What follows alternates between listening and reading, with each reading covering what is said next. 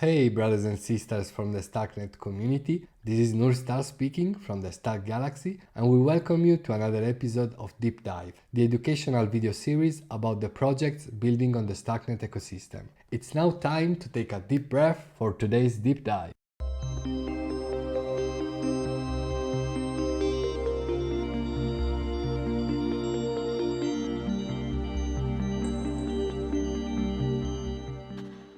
So guys, today we're going to deal with the alpha mainnet version of the JediSwap AMM that was launched a couple of days ago during the latest StarkNet CC that took place in India. First of all, let's go to their webpage and scroll it down to find out more about the JediSwap AMM and about the great community behind it, whose amazing vibe I also had the pleasure to experience firsthand at the beginning of my StarkNet journey, seeing that I helped them out in their growth guild at the time.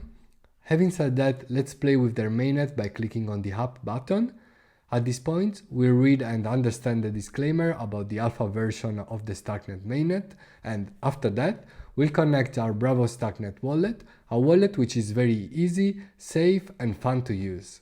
Once our StarkNet wallet is connected, we can execute a swap in the trade section by converting the equivalent of 10 USD of it into the DAI stablecoin.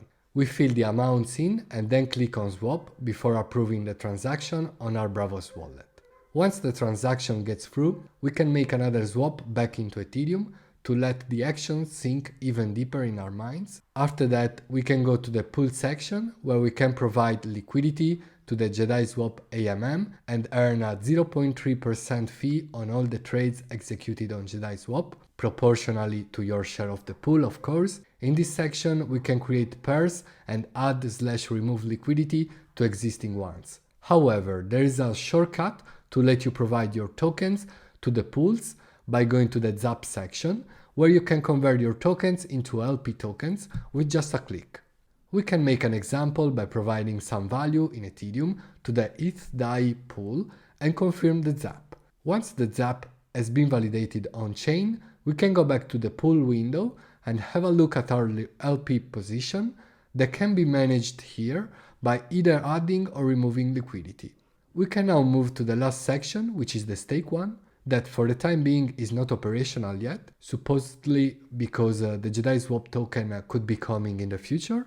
Our practical tutorial on the JediSwap mainnet is almost over, but I would like to go back to their homepage and strongly recommend you to get involved with their talented community by joining their Discord channel and ask them how you can be helpful to the project. Especially if you are new to StarkNet or even to the blockchain space in general, I really think that doing your first Stark steps in such a brilliant community could be a very good decision for you. Give it a try.